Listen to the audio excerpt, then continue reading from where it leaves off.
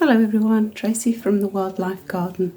Thought I'd do a little tour of the October garden. It's looking, well, like autumn obviously, and also just a little catch up on pond maintenance at this time of the year. So if we go outside we'll be able to see what's going on. I'll just pause you there for a second.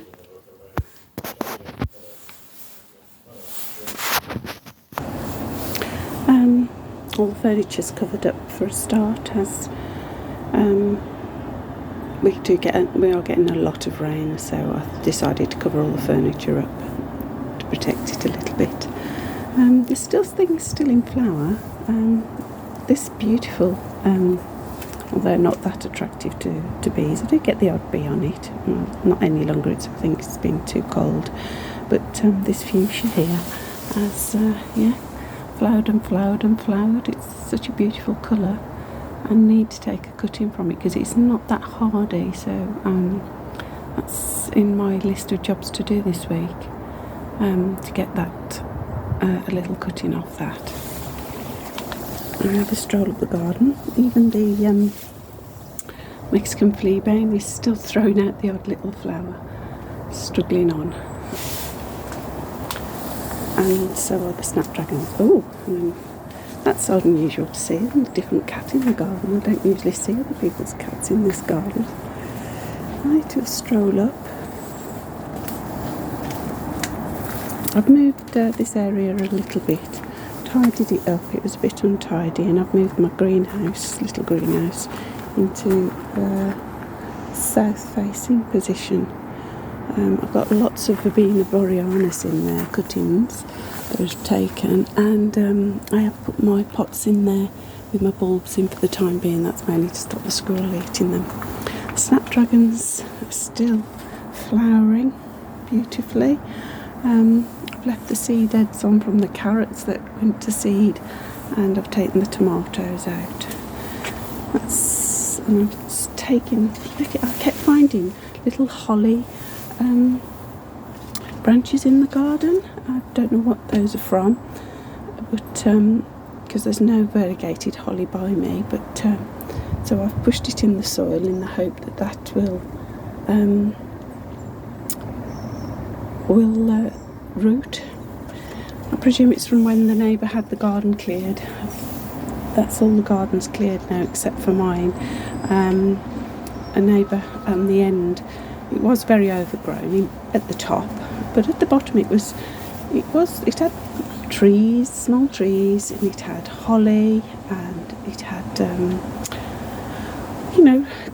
just general plants that were growing quite well, and the children used to play there. But last about a fortnight ago, it was completely cleared. Everything, they had a digger in there, everything was cleared. So I'm the only garden now in a row of 10 terraced houses that provides anything for wildlife.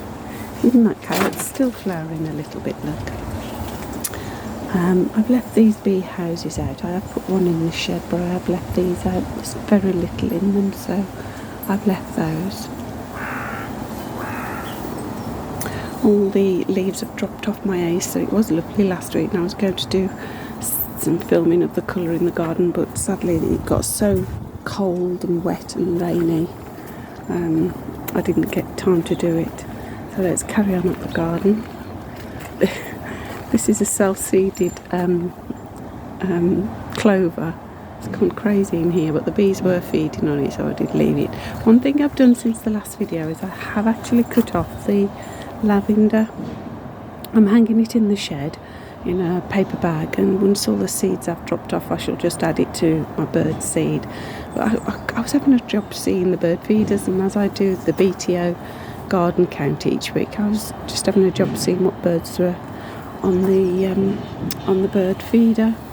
Down here I've just spotted some fungi growing.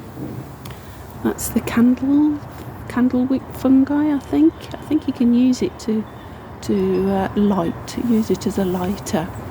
There is some dead man's fingers too if I'm moving. Can you just see them in that gap there?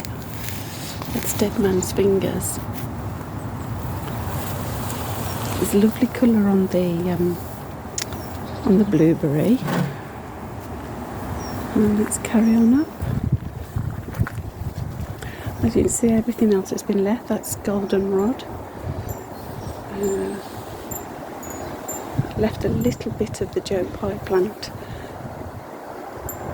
Everything else, I could do with cutting these back probably, because they're not really much. Well, there are some seeds on them, I think, but I could do with cutting those back perhaps a bit, just because of the rocking in the winter.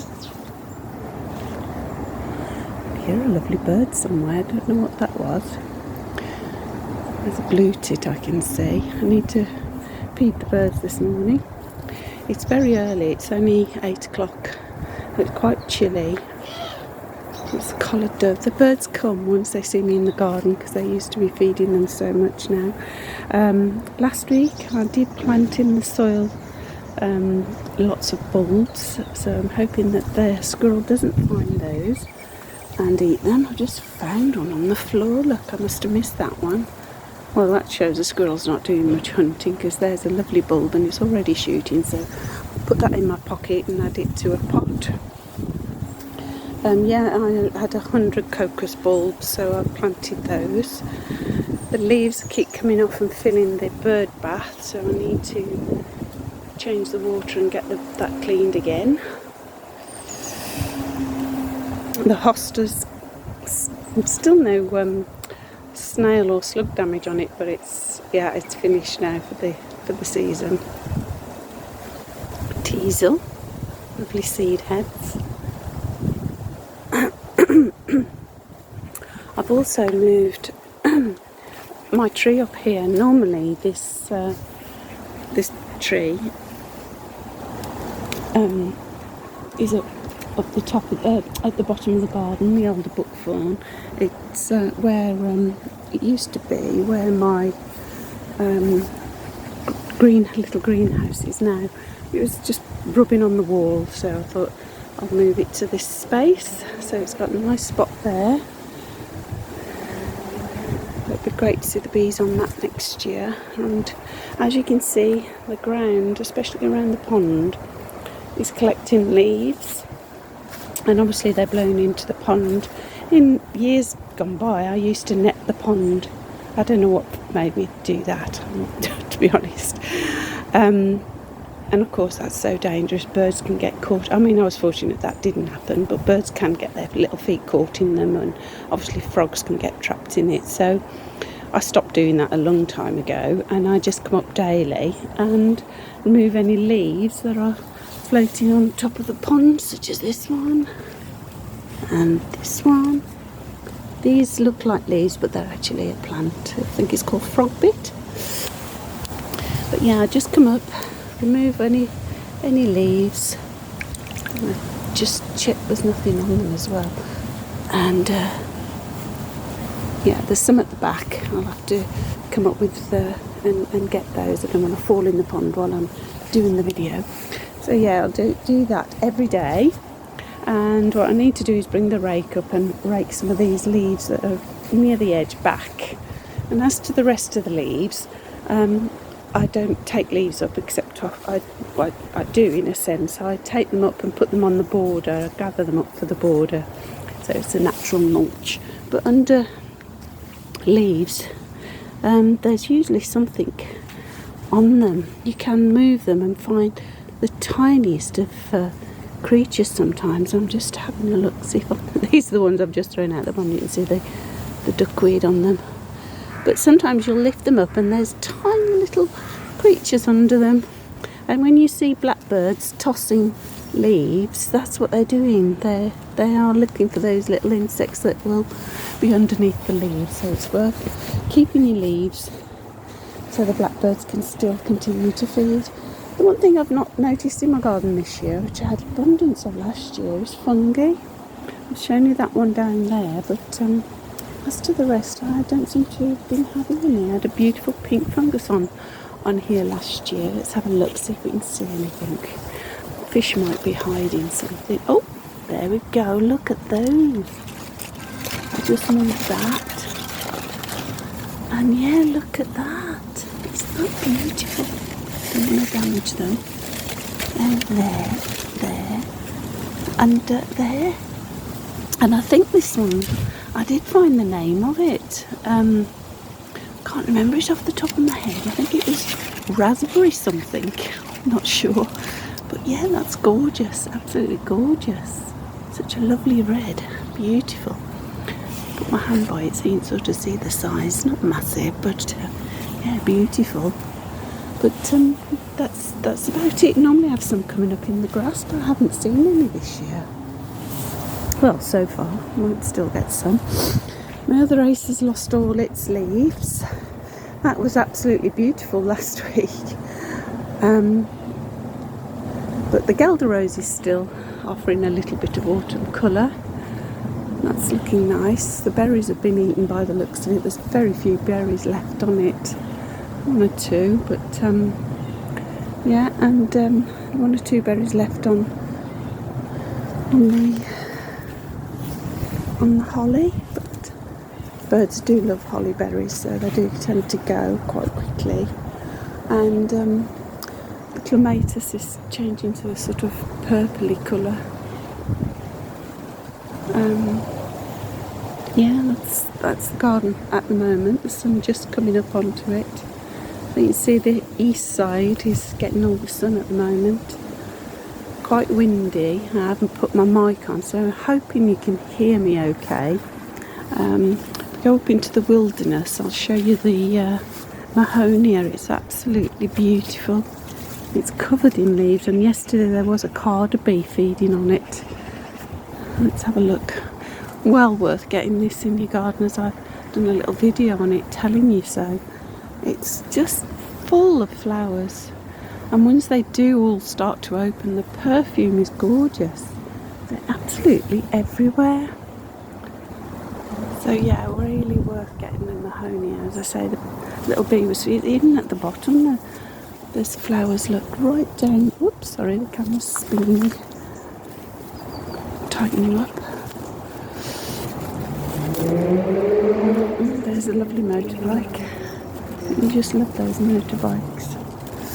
Where you're spinning a little bit. Yeah, even down the bottom. That's the bottom of there's the trunk, there's the first flowers. So this year it's just full of flowers.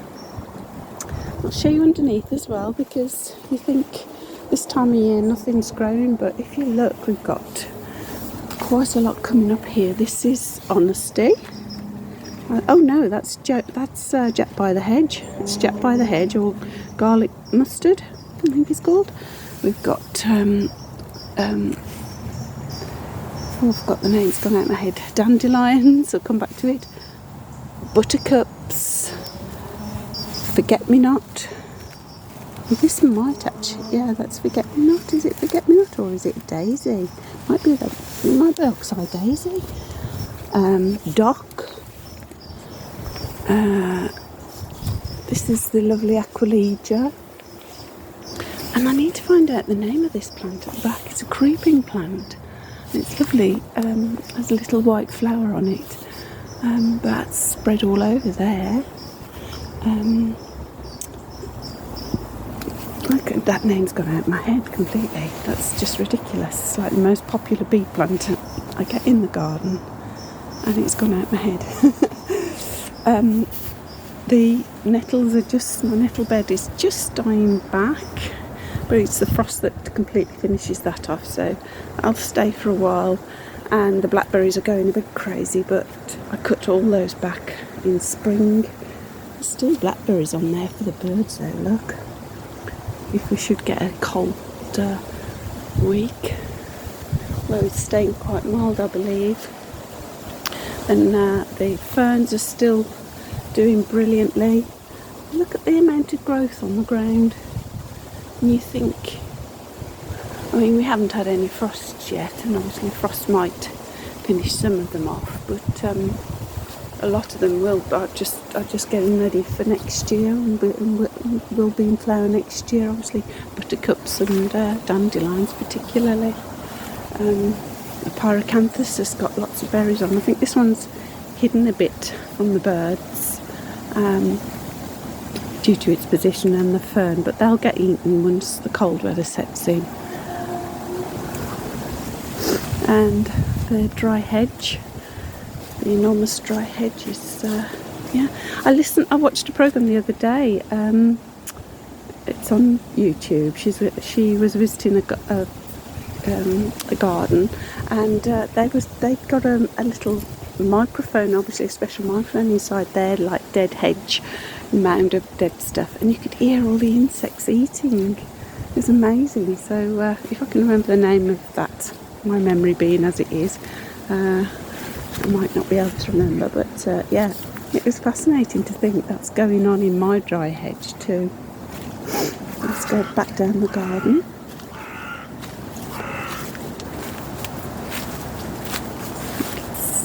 The light's lovely first thing in the morning, isn't it? Just on the trees, but you can see we get a lot of leaf in the garden. There's on the left, there's my neighbour's golden plum tree. That's the first one that comes in blossom in spring. Then I've got 3 enormous birch trees, a cherry tree. Then our neighbour has this enormous poplar tree. Behind me I've got damson trees. That's a damson. Then this side we've got the enormous ash tree and another ash tree. So yeah, and then in my neighbour's garden there's pear trees. So you can imagine the amount of leaf litter that does come in the garden. Yeah, I get quite a lot of mulch. I don't need to be buying any mulch. And I could make leaf litter, but I don't, because I just don't use it. I make compost and very rarely use that. I do it occasionally, but to me, my compost bin, if I show you, let's go and have a look. I've not shown you it, have I? It's like a little haven. It's almost like a book den. I've got these bin ones, and yeah, you can see I put my scraps in, but generally it's just full. And you can see there's a little worm there, and a slug, and wood lice, and there's all these little casings on here that you can see. Those are insect casings of some kind. So yeah, I turn it occasionally, and then I move it into this one. This one's full of spiders because I don't use it very often. That's at the next stage. It's quite dry. Nice big slug in there though. And then eventually goes into this one. And yeah, you can see it makes fantastic compost. And I have used that one. I used it this year just for bedding. But it's a slow process because they're cold generally. The green one here is I just put the nettles and brambles in this one. And as you can see, it's full of cobwebs. But it rots down, but obviously, and a bit of ivy. But that's all the nettles. That's what I do with my nettles. Sometimes I make nettle tea, but generally it goes in that one, and I just leave it. So yeah, I've got 4 compost bins. I do have chicken wire at the bottom of the active one because rats do try and get in, and I find that just stops them. I haven't had any problems with rats for a long time in the compost bin. There's a big log pile here that you can't see, but yeah, you'll see that in spring when everything is dead, and well, in midwinter when everything has died back. Ooh, that's nice to see that there. That's this here is oh gosh, sorry, yeah, this here is ragwort. It took me a second to think about it. Ragwort growing there, so that's all seeded into that pot. So hopefully we'll get some caterpillars on that next year. Right, let's head down the garden then. So yeah, maintenance of your pond. Keep the leaves out. If you don't take the leaves out, you get a build-up of gases, I believe, in there, especially in the winter. If it freezes over, as the leaves are rotting at the bottom of the pond, they'll let off gases that then can be harmful for any creatures that are overwintering in the pond. Remember, frogs can go to the bottom of the pond and stay there all winter. A lot of them do go out the pond and find somewhere to hibernate, but frogs will hibernate in your pond too, and if all those gases build up, then your frogs are going to suffer for that. Yeah, so a little last stroll down the garden. Sorry, it's been a long while. I'll just show you this because I took some of the pond stuff out. This is an iris that I took out the pond. I brought a big pot and my lily because my pond's so small, it's just not working with having all that in. It was so congested. So I'm not getting the insects I think I could get if it was more open. So yeah, I've opened it up a bit. I'm going to get a plant next year to just one tall one, but one that's not so wild in growth. Yeah, so I've got 2 tubs of iris now. So I've got that one. It's a lovely blue iris, and you can see it's full with water, and the frogs love these. And this one's I've had it a long time. This has got the flag iris in, which obviously gets absolutely enormous. Should never be in a little pond in a garden. Not my size of pond anyway. So the flag iris there, and that flower's lovely in there. And down the path, you can see this path here. It's so broken. The cherry tree has completely destroyed my path. It's higgledy-piggledy, but it's all stuck in. But my granddaughter likes it. She says it's her little hill. She goes up and down it.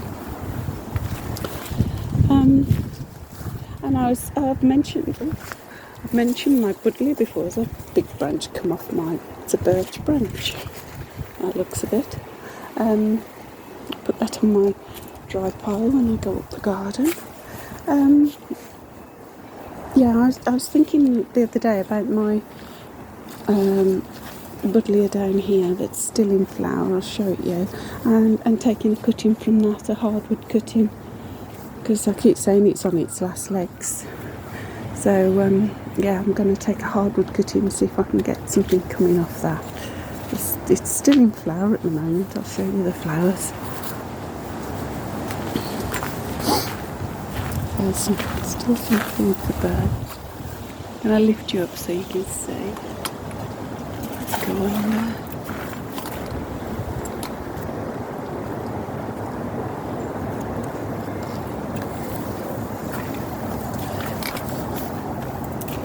Yeah, it's a lovely little flower. Oh, it used to, years ago, be so full of flowers. So yeah, I'm going to take a hardwood cutting and see if I can get that to go. Fuchsia's last few flowers are on. Don't think there's that much else in my garden that's in flower at all now. One sad little rosebud.